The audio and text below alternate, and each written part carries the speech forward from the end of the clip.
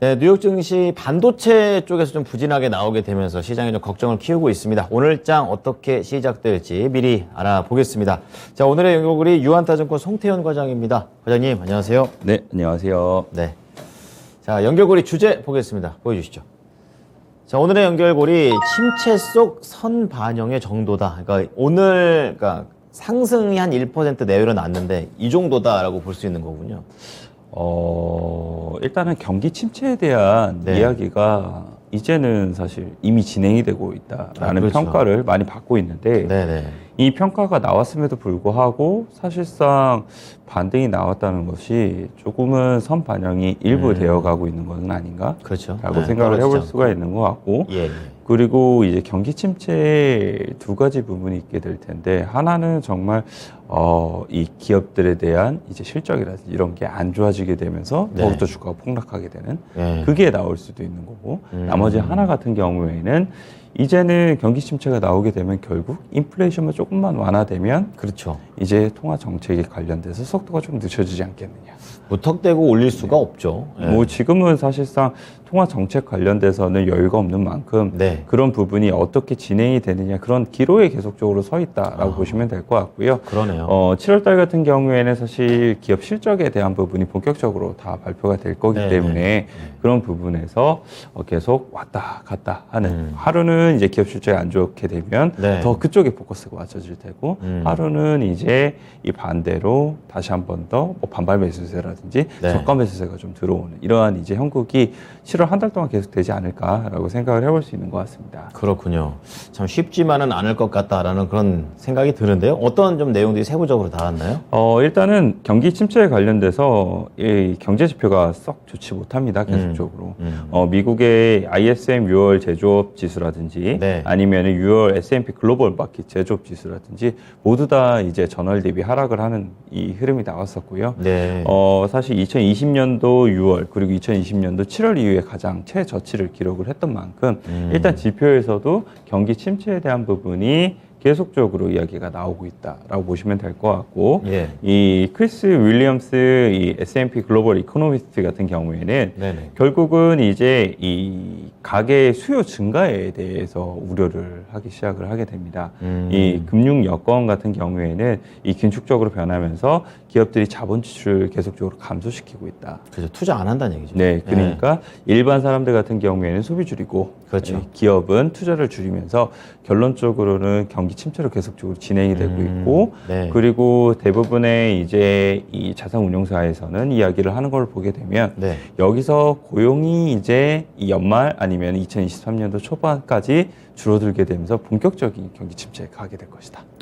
라는 이제 전망이 많이 나오고 있습니다. 그렇군요. 그래서 이러한 이제 흐름들 자체가 지금 계속 더욱더 이야기가 활발히 되고 있다라고 보시면 될 것 같고 이 애틀란타 연은에서 이 GDP 나우 모델로 이 미국의 2분기 실제 GDP 성장률 전망치를 네. 다시 한 번 더 업데이트를 했는데 제가 지난주 금요일 날 마이너스 1%라고 말씀을 드렸었는데요. 그렇죠. 하루 지났죠. 예, 그게 마이너스 2.1%로 마이너스 폭이 더욱더 늘었습니다. 두 번 연속으로 이렇게 마이너스 나면 이거 침체 아닙니까?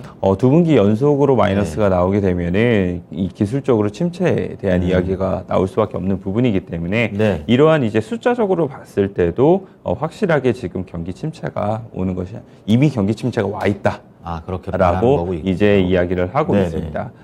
그리고 이에 대해서 이제 미국 10년 국채 수익률을 보게 되면은 네. 확실히 이제 반영을 하는 모습을 너무 보이거든요. 뚜렷하던데요. 네, 안전자산에 대한 회귀가 다시 한 번 더 일어나게 되면서 10년 국채 수익률이 2.89%를 그쵸. 기록을 하게 돼요. 국채가가 올라가면 수익률은 떨어지는 건데 그만큼 그렇죠. 떨어졌다는 거죠. 네. 얼마 전에 한 3.4%를 기록을 하고 있었었는데 그랬죠. 그만큼 빠르게 안전자산으로 대한 회귀가 나오고 있고 반대로는 이제 위험자산에 대해서는 이제 매도의 압력을 더욱더 강하고 있다라고 보시면 될 것 같고요. 네. 뱅가드에서는 미국 연준이 인플레이션 대응 정책을 계속해서 전개해 나갈 전망으로 보이고 있는데 최근 금리가 하락하는 모습이 나타나고 있다. 네. 이러한 것은 이제 투자자들이 경제 성장세의 둔화를 본격적으로 우려하기 시작했음을 의미를 한다. 라고 이야기를 하고 있습니다. 그렇군요. 뭐 여기에 또 일부에서는 사실 통화 정책이 그만큼 더 빨리 가기는 좀 어렵지 않겠느냐라는 일말의 기대도 있었다라고 보시면 될 것 같고요. 그렇군요. 이런 부분에 포커스가 맞춰지게 되면서 사실상 미국 증시가 반발 매수세가 들어오게 되고 바닥에서부터 2%에서 한 넘게는 2.5%까지도 이제 반등이 나오게 됐던 미국 시장의 하루였다라고 보시면 될 것 같습니다. 그렇습니다. 뭐 발언뿐만이 아니라 수치적으로도 계속해서 침체에 대한 우려 신호들이 좀 나오고 있는데요. 좀 더 자세하게 뭐 달러 인덱스라든지 경제 지표들 유럽 쪽으로 좀 보도록 하겠습니다. 어땠습니까? 네, 또 한 가지 저희가 좀 봐야 될 게 달러 인덱스를 좀 보셔야 돼요. 우리나라 외국인 수급하고도 연결이 되죠. 네, 달러 인덱스가 네. 다시 한 번 더 105 위로 올라오게 되면서 높아지네요. 역시나 좀 쉽지 못한 흐름을 보이는데 이러한 경기 침체 자체가 사실상 미국에만 국한된 것이 아니라 전체 이제 다 유럽에도 예. 계속적으로 확대가 될 가능성이 높아 보이고 네. 유럽에서도 인플레이션 관련돼서 8.6을 이제 기록을 하게 되면서 너무 인플레이션이 높으니까 그럼 7월 달에 25bp 금리 인상이 이제 거의 확정적이라고 얘기를 하고 있고 여기도 그렇군요. 추가적으로 예. 더욱더 올릴 수도 있다. 라고 이야기를 하고 있습니다. 그러면은 인플레이션 관련돼서 결국은 통화 정책에 관련된 부분이 긴축 속도를 높이게 될 거고, 그렇죠. 그럼 유럽에서도 결국은 경기 침체가 나오게 됩니다. 미국에 이어서 연결되는 거죠. 네, 라고 이야기를 하고 있습니다. 이런 부분이 이제 전 세계적으로 더욱더 확대가 되고 있다라고 보시면 될 것 같고요.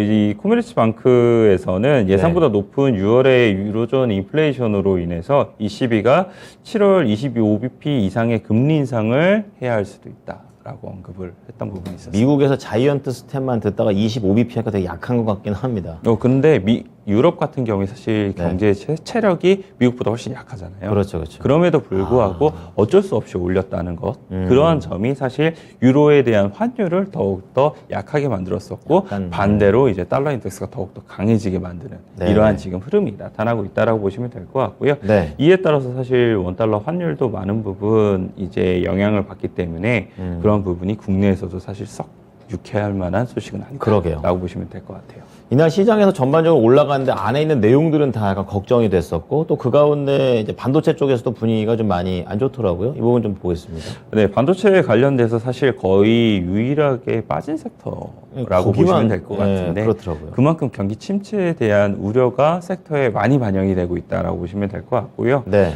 필라델피아 반도체 지수가 3.8% 정도 하락을 하게 됐는데 이 더욱더 유의미하게 많이 빠진 이 섹터를 보게 되면 네. 이 반도체 섹터 내에서도 장비 업체들이 많이 빠졌어요. 장비가 빠졌다는 건 뭘 시사하는 겁니까? 그만큼 경기 침체가 나오다 보니까 기업들이 투자 증설을 잘 안 하게 될 거고 같은 얘기네요. 앞서 네. 말씀해 주신 것처럼. 그래서 장비에 예. 대한 수요가 줄어들게 될 것이다. 그렇군요. 그리고 이 반도체 장비사들 같은 경우에도 계속적으로 반도체 공급 현상이 풀리지 않다 보니까 네. 계속 공급 지연이라든지 이런 게 되고 있다. 그렇죠. 라고 얘기가 나오고 있어요. 그래서 지난 금요일 날 이제 이 장비사들을 보게 되면 어플라이드 머티리얼즈가 5% 정도 하락을 했고요. 예. 그리고 램 리서치가 7% 그리고 KLA 같은 경우에도 7% 정도 하락을 하게 되면서 장비사들이 유독 더욱더 하락폭이 컸다라고 보시면 될 것 같고 네. 여기에 이제 촉발시킨 원인을 가지고 있는 마이크론 테크놀로지 같은 그랬죠. 경우에도 네. 한 3% 정도 하락이 나왔었는데 결국은 이제 이 수요에 대한 부분이 줄어들게 되고 이에 따라서 실적이라든지 가이던스가 줄다 보니까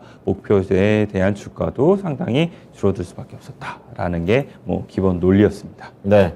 그럼 이제 반도체 쪽과 또 연결된 것이 또 자동차 또 이렇게 연결이 되는데 이 부분은 또 어땠습니까? 올랐던데요. 자동차 같은 경우에는 사실 중국에서 이 전기차 판매량이 잘 나왔어요. 그래서 그렇군요. 중국 이 전기차 3인방이 올라가게 되면서 테슬라도 좀 좋았던 부분이 있었었는데요. 네. 테슬라가 이제 이 토요일 날 이 인도대수 2분기 인도대수를 이제 발표를 하게 됐습니다. 잘 나왔습니까? 인도대수가 25만 대 정도가 나오게 됐어요. 예상. 그래서 전년도는 이제 20만 대 정도였었는데 네네. 사실 이제 얼마 전까지만 보게 되더라도 한 30만 대를 기록을 하게 될 것이다라고 얘기를 했고 있었었고 떨어졌네요. 그것이 이제 급하게 조정을 받게 되면서 컨센서스가 26만 대까지 내려왔거든요. 그렇군요. 그런데도 불구하고 26만 대보다 조금 더 이제 못 나왔다. 아하. 이 정도로 보시면 될 것 같고요. 예. 다만 이제 웨드부시 같은 경우에는 이 테슬라가 지난해 차량 인도가 94만 대, 한 90% 정도가 증가를 했는데 그쵸. 올해 같은 경우에는 한 50% 정도가 증가를 하게 될 전망이다라고 얘기를 하고 있습니다. 하지만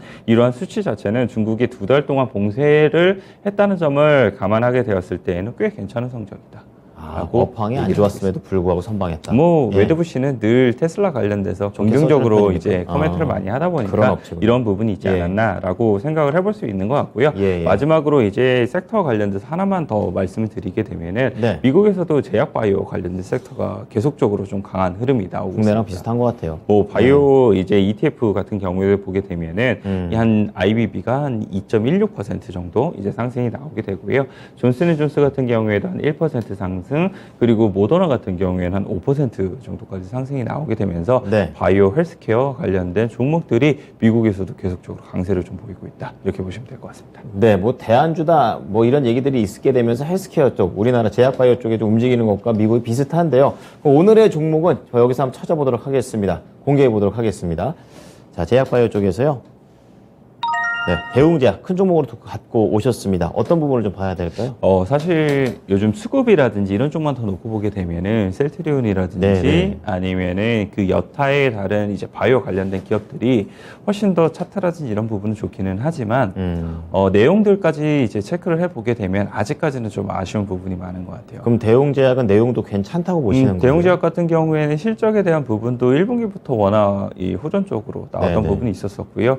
올해 연간 가이던스를 보게 된다 하더라도 네. 최대 실적을 달성을 할 것으로 예상이 되고 있습니다. 좋군요. 뭐 그 이유를 보게 되면 역시나 나보타 관련돼서 아하. 계속적으로 성장세가 많이 늘어나고 있다는 점이 이제 주요한 키포인트이다라고 보시면 될 것 같고요. 네. 나보타 같은 경우에는 이제 보톨륨 톡신이 북미 시장에서 워낙 지금 강하게 성장을 하고 있었었는데 하반기에는 유럽 쪽으로도 이제 진출을 하게 되고 유럽도 보톡스 만드는군요. 내년 같은 경우에는 예. 중국까지도 이제 진출을 하게 되거든요. 시장이 넓어지네요. 나보타가 생각보다 장기적인 성장에 대한 부분을 어느 정도 이제 끌어줄 수 있는 부분이 있다라고 보시면 될 것 같아요. 네. 그리고 국내 같은 경우에도 팩스플라잔이라는 이제 신약이 하반기에 이제 출시를 하게 되는데 예. 이게 사실 HK 이노엔의 이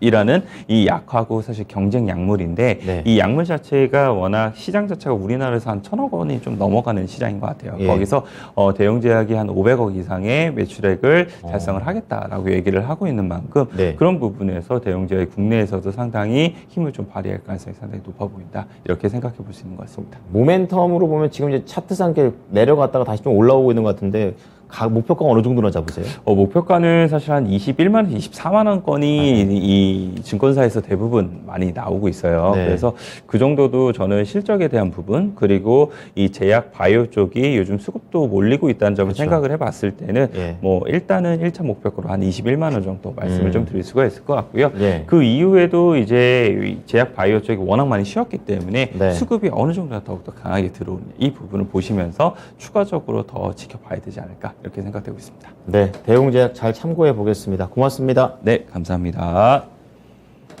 네, 지금까지 유한타증권 송태영 과장과 함께한 연결고리였습니다. 오늘 대웅제약과 관련해서 실적이 좀 받쳐주게 되는 제약바이오 관련 종목으로 소개를 해드렸습니다. 자, 지금까지 투자 판단에 대한 도움을 드릴 수 있는 정보를 제공해드렸습니다. 하지만 특정 종목의 상승과 하락을 보장하지는 않으니까요. 이 부분 참고해 주시기 바랍니다. 오늘도 성공 투자하십시오. 고맙습니다.